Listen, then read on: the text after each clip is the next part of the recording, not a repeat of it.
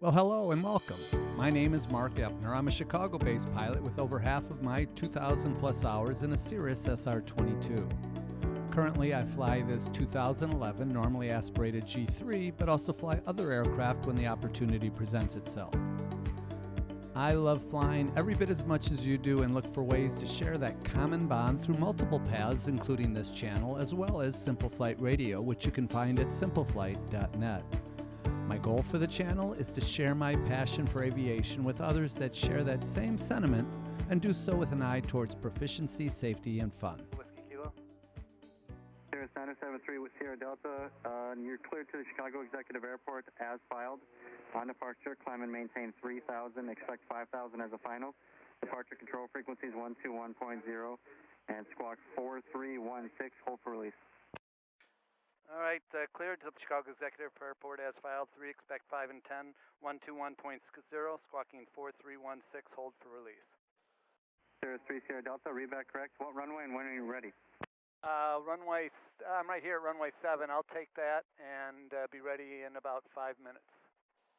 Cirrus 3 Sierra Delta, roger, you're released for departure. Upon entering controlled airspace, fly heading 360 and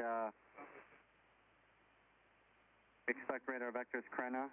On climb maintain 3,000, you're released for departure. Clearance void if not off by 1750 Zulu, if not off by 1750 Zulu. Advise Rockford of approach intentions at that time.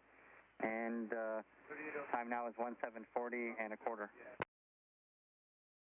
And Whiteside County traffic, Cirrus 973, Sierra Delta is taking active runway 07, be left there and out to the north on an IFR. The takeoff you're about to see happened a few years ago, and it's rather significant to me as it represents one of my first flights where I took off, despite some unknowns with the weather and some apprehension about my decision. It was taking me out of my comfort zone.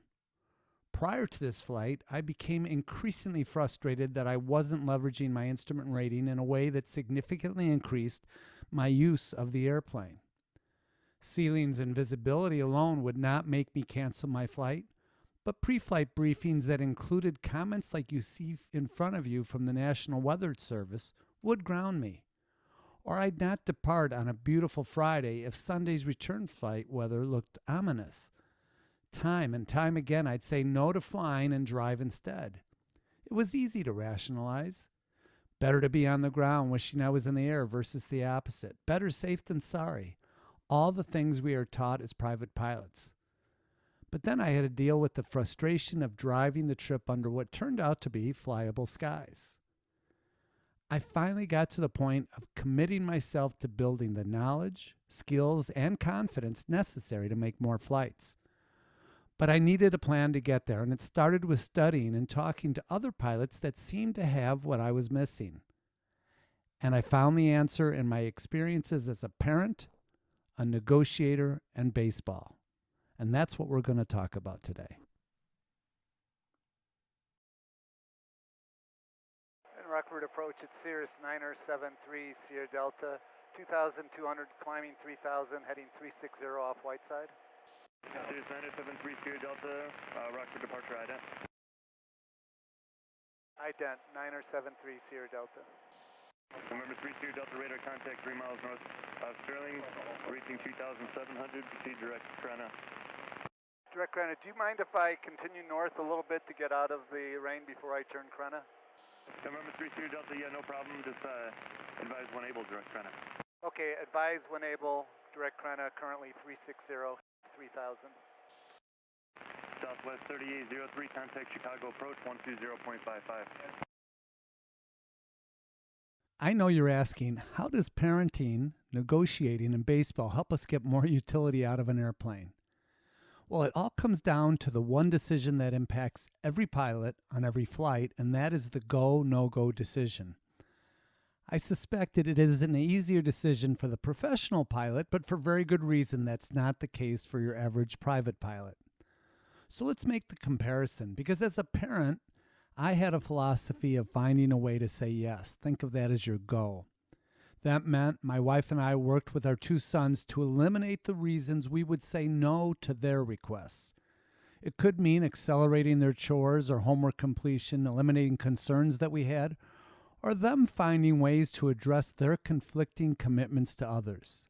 Similarly, in business negotiation, we team with a customer to align on an agreed end state, and then we're flexible as to how we're going to get there.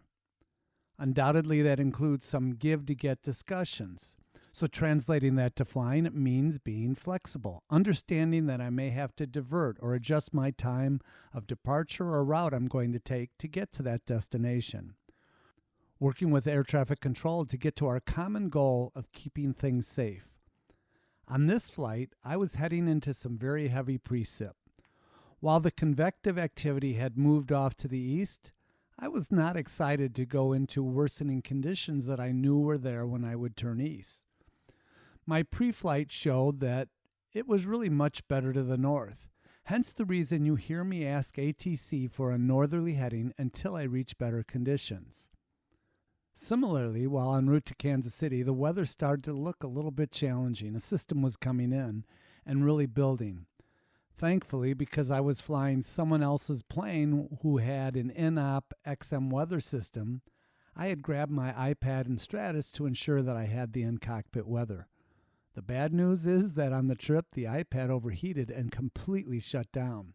So as I was reevaluating my options, including divert or to land immediately, the iPad finally cooled off and came back online. The weather system was moving extremely fast, so when ATC offered me delay vectors, something I hadn't even been aware of, I knew it was the best option available and indeed did result in a smooth and safe approach with further VFR options to the west. In previous years, I would have scrubbed the flight. So while those two examples show us a path to a go decision, it does nothing to ensure that we're ready to execute. And that's where the baseball analogy comes in. Like many parents, I coached a lot of youth sports. In baseball, teaching the players to see the ball, hit the ball, took us far in the beginning. But then we started to see better pitchers, throwing curveballs with the ability to vary their pitch speed. Players that put in the practice in the batting cage saw improved performance, but there was one philosophy that was necessary to improve the results consistently. And that was to teach the kids to expect the fastball and plan to swing. Those looking for the off-speed pitch couldn't catch up to the fastball, and those that weren't planning to swing couldn't make the adjustment either. The successful players were the ones that were ready for the fastest pitch and planned to swing unless they saw something that changed their decision. And that was my problem with flying. I had always started with an assumption of no-go and focused on the risk items, trying to build a case to say go. But there was never enough data to get me off that no-go assumption. I shouldn't say never, but generally. So I made the slight shift in starting with a go decision that could change to a no-go if the risk factors supported that decision. I also focused only on the next flight and didn't factor in what was the weather going to be in a few days when I returned because it was really irrelevant to whether or not I could make this flight. So starting with an assumed go decision can lead to a dangerous situation because the pilot must be able to execute with their decision. And that means plenty of practice, building proficiency and confidence. And I'm not just talking stick and rudder skills. I'm talking about systems knowledge, weather familiarity, emergency procedures, flexibility also being a requirement. The go, no-go decision happens from moment to moment in a flight, and the pilot must be willing to divert and reassess the situation at any moment during that flight. And here's the hardest part. Because it also requires a willingness to leave your comfort zone, which includes your personal minimums. Don't get me wrong, personal minimums are a good thing. They're a great thing. But how do you take the next step in trying to expand your comfort zone and personal minimums? When is it okay to fly into a cloud when temps are freezing? When is it okay to launch when there is expected convective activity along your route of flight? When is it okay to say yes when your fear is pushing you to say no? Those were hard questions for me. So I focused on one question that made all the difference for me. One question, if able to be answered, allows me out of my comfort zone. And that question is, what's my out? If I can't answer it, then it's an automatic no-go. If icing is a risk, then I better have high enough ceilings that I can get out of the clouds and continue VFR. If unflyable weather hits, where are the better conditions? Or where can I divert to wait for better conditions? With proficiency through purposeful practice, knowledge through study, and good situational awareness, you will build confidence and put yourself in a position to say yes, to say go. Confidence doesn't come from that dangerous macho attitude, but rather knowing you have options, knowing you have an out, and knowing you are prepared to execute. Think about it. If before you depart, you know how you're going to respond should any of the risk elements come into play, you're going to be very confident as to the outcome. So on the first flight, I knew where the better weather was, so it was quick and easy ask. On this next flight segment, I encounter icing conditions. And Chicago Center, Cirrus 973 Sierra Delta. We're now in the clouds, and now we're starting to pick up a trace of, looks like, rime ice. Roger that, 3 Sierra Delta. You're 11 miles from UWEVI. Maintain 3000 to your established. Cleared for the RNAV runway 29 approach and a Prairie du Chien. All right, cleared for the approach, RNAV 29 into Prairie du Chien. Maintain 3000 until established, 3 Sierra Delta. November 3 Sierra Delta, report your cancellation of IFR with me, or if you're unable, through flight service, your change of center frequency is now approved. Okay, changing frequency, and just to give you a sense, it's looking like we're getting a little bit more than a trace, more accumulating a little bit faster. Roger that, sir. Do you need any special assistance or handling? Are you still good to fly the approach, or do you need to do something else? I'm going to continue here for a second, see what it's like at 3,000, and then I might have to climb back up over 4 to get above it. Roger, and before you go, one more thing. What's the outside air temperature there? Minus 10 Celsius. Roger, okay. Shoot that approach and let me know. Wilco, 3 Sierra Delta. Thanks to proper planning, I knew ahead of time I could exit the clouds under the ceilings or over the top if icing occurred. And based on my previous experience with icing, I knew the trace to light accumulation rate was not going to be a safety factor in the short time I was in those conditions. That, combined with a flight into known icing-capable aircraft, I knew the 11-mile approach in the clouds would be a non-event. And that's exactly what happened. When I broke out of the clouds, the ice started to shed, and by the time I shut off the engine, the airplane was relatively ice-free. Very different than a previous experience I had as a passenger. Now that was a lot of ice. All of these experiences helped to build skills and confidence. I also noticed another outcome, which was a slight but significant mental shift. I no longer feared icing, but rather respected it as something to be taken very seriously and planned for. Fear can result in impulsive and reactive decisions, while respect drives a much more planned and proactive approach. Prior to departing from the same airport, Prairie du Chien, I picked up my clearance via telephone and told the controller of my experience coming in, so we worked out a plan prior to me even starting my engine.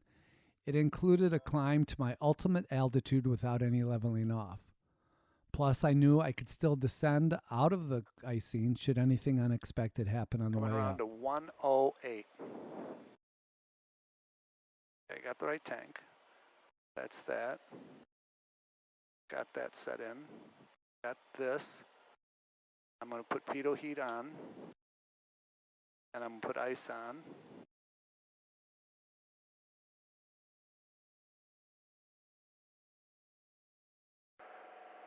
Chicago Center, Cirrus 973 Sierra Delta, just off Prairie du Chien, 2,500, climbing 5,000, direct JVL. 973 Sierra Delta, radar contact, maintain 5,000, Dubuque altimeter 3033, and if you get any of that ice again at 3 to 4,000, let me know. Okay, Wilco, yeah, we're just about to go into the clouds here in the next couple hundred feet. We'll let you know. You'll notice my constant look outside the pilot's window to remain vigilant on the climb so that I knew how ice was building. But I had complete confidence that I had the right plan and the right out should conditions warrant a change.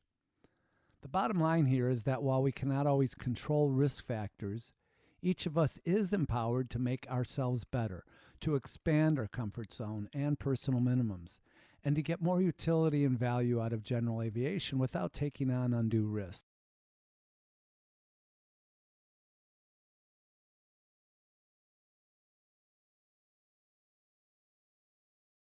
That's pretty cool.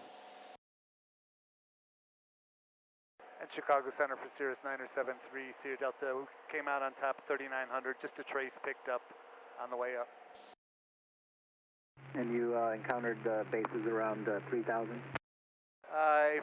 Firm. I'm blanking out. It was around 3,000, and at 3,900 came out, and I would call it mixed ice. Roger, and the temp? In the clouds, I think it was -10 Celsius, currently -6 at 4,700. 973 Sierra Delta, thank you for the report. There's minimums. We're continuing. Everything's gas undercarriage mixture. Executive tower, Centurion 9 Foxtrot Bravo is about 7 miles east to landing.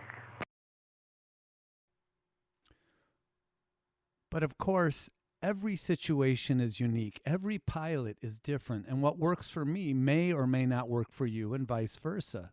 So I'm really interested to hear how you handle this kind of situation. How do you get more out of general aviation? What are your strategies and philosophies? Please leave them in the comments below. And as always, thanks for flying with me this week. I look forward to having you on our next flight, and until then, blue skies and tailwinds.